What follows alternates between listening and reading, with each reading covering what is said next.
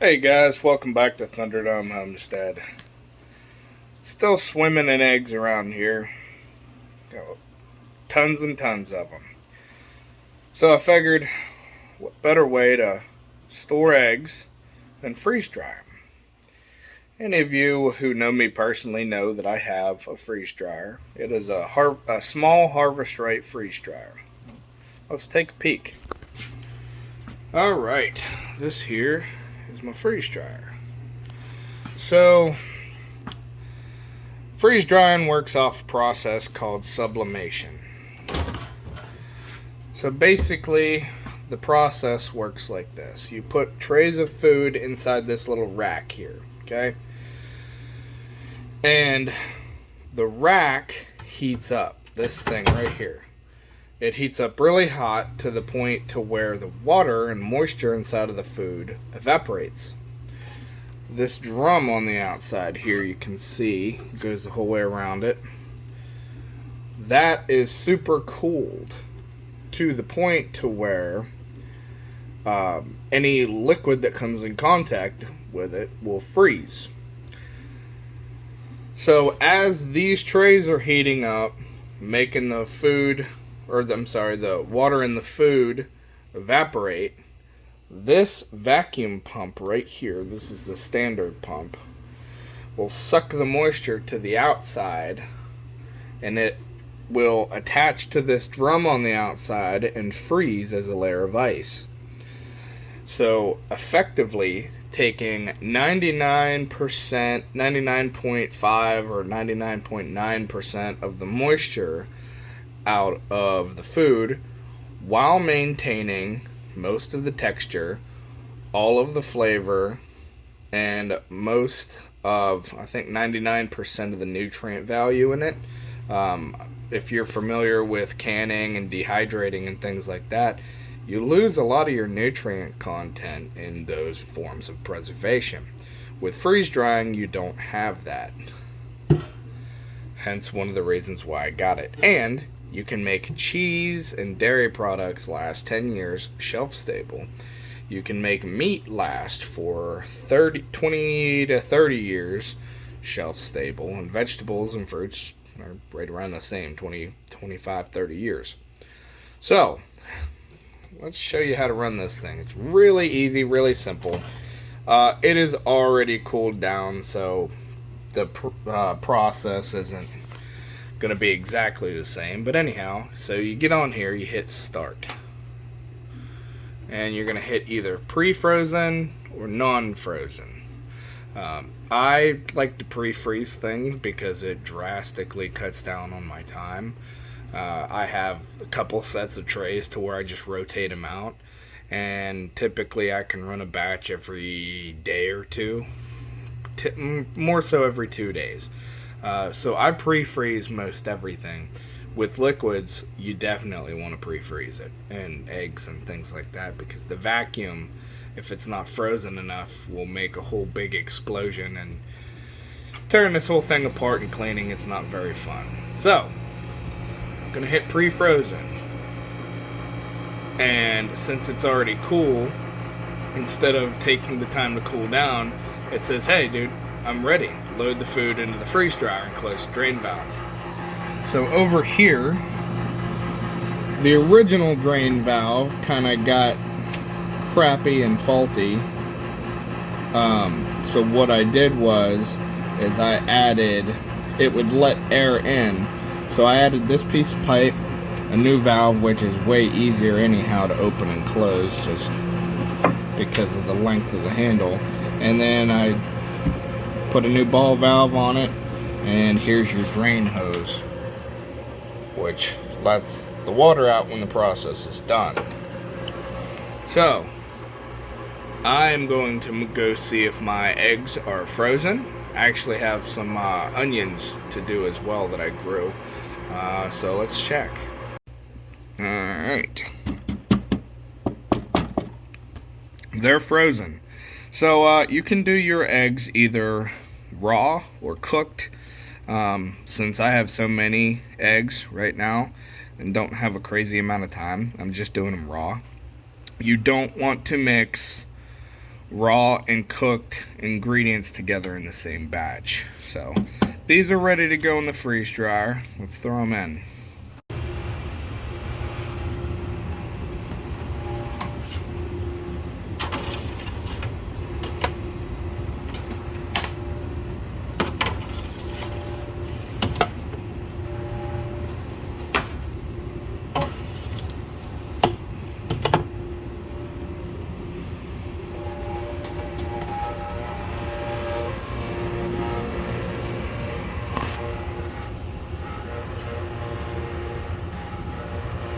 Alright, so this is going to freeze a little while longer, and then it's going to start vacuuming.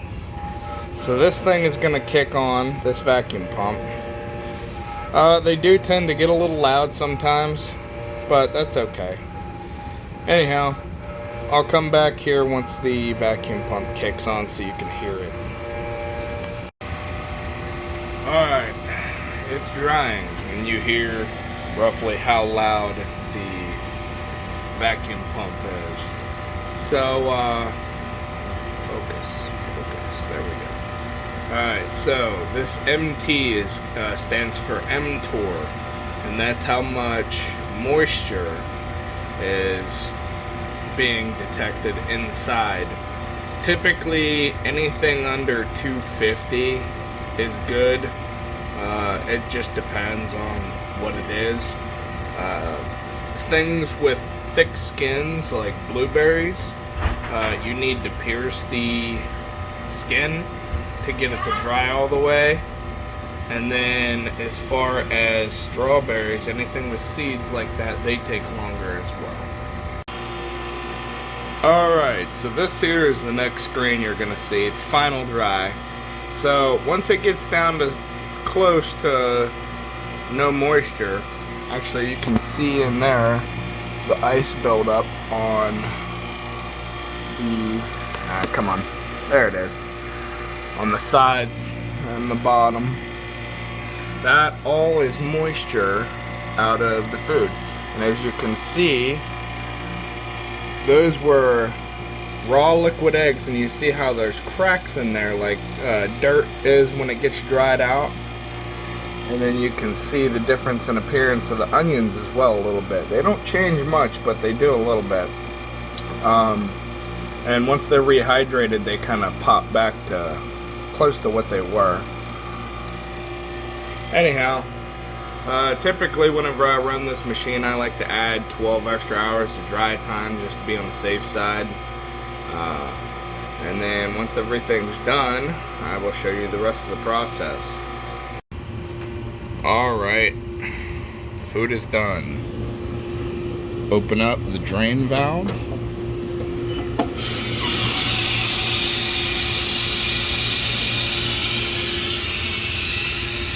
And you'll see that suction ring disappear.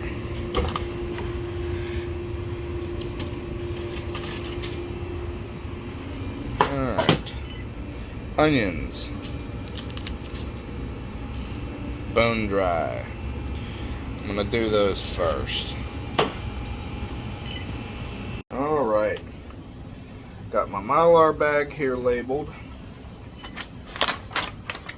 And these come from Harvest Right as well. And I'm just gonna dump all these onions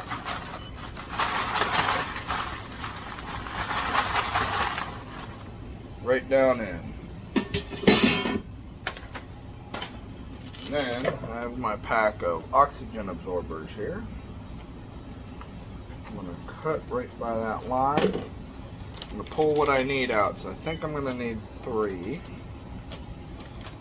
I'm going to pull those out. I'm going to reseal this up. This here is the impulse sealer. So push down and it seals.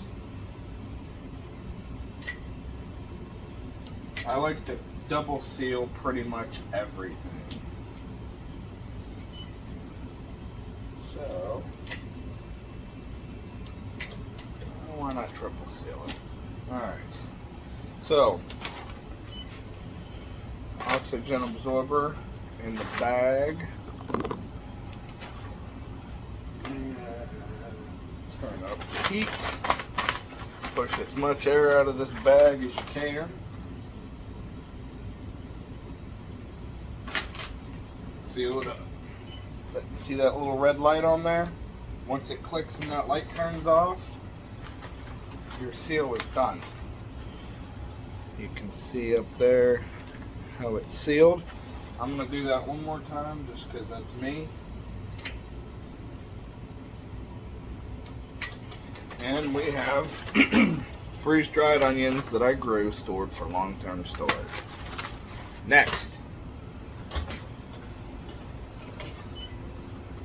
the eggs. So, the way I like to do the eggs.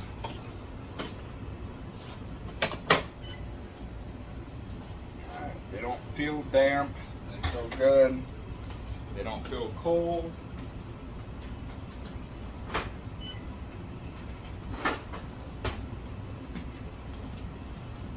So, these again are raw, freeze-dried eggs. So, I am taking these and crap. Well, I lost some of them, but that's okay.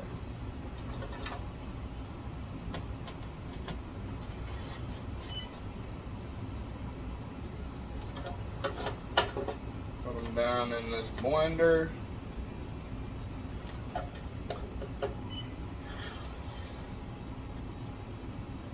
Be any more messy? I don't know. I guess we'll find out, huh?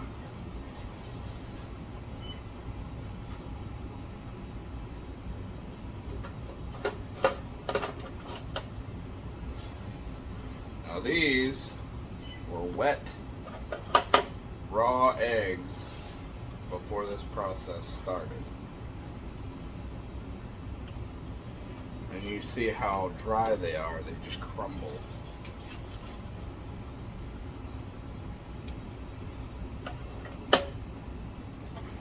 This is how I've stored thousands and thousands and thousands of eggs for long-term storage.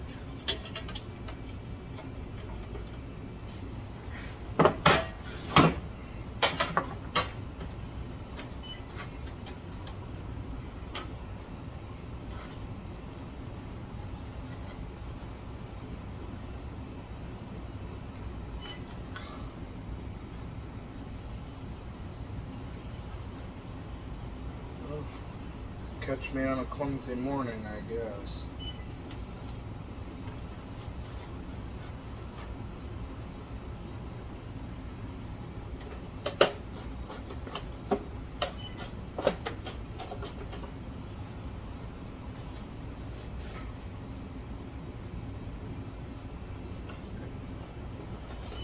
Get all both trays worth of eggs on here.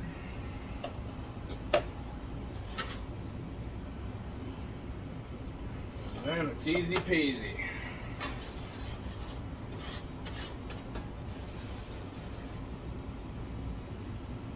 And these eggs are going to be stored for shorter term use. So I'm going to put them inside a quart jar.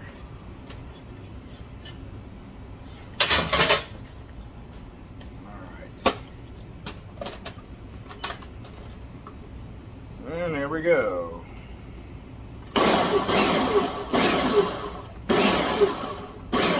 And I'm grinding them up into like a powdery dust.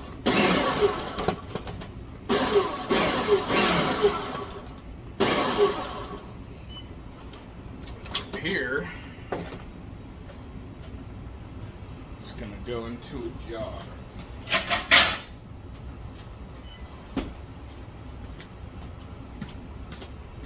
Grab my handy dandy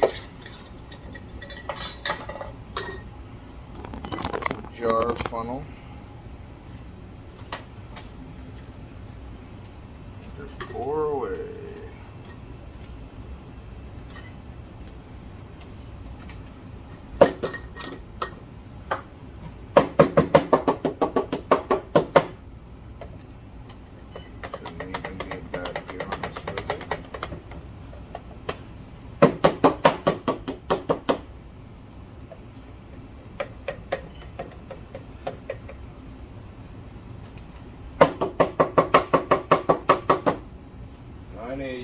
guys who have done this or bought the egg powder from Augustin Farms or somewhere, you know how expensive it gets. And this was just me utilizing eggs that I already had.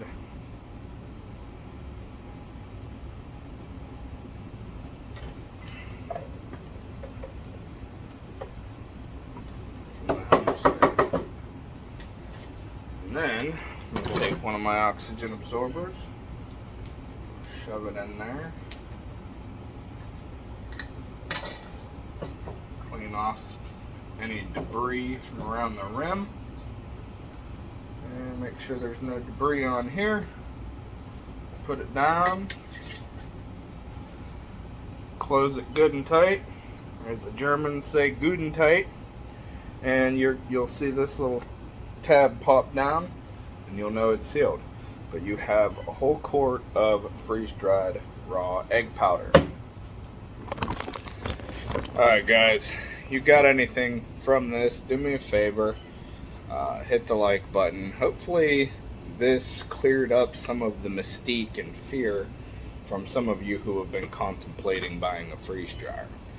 Anyhow, hit the subscribe button if you ain't already, and share it with your friends, and I'll talk to you guys later.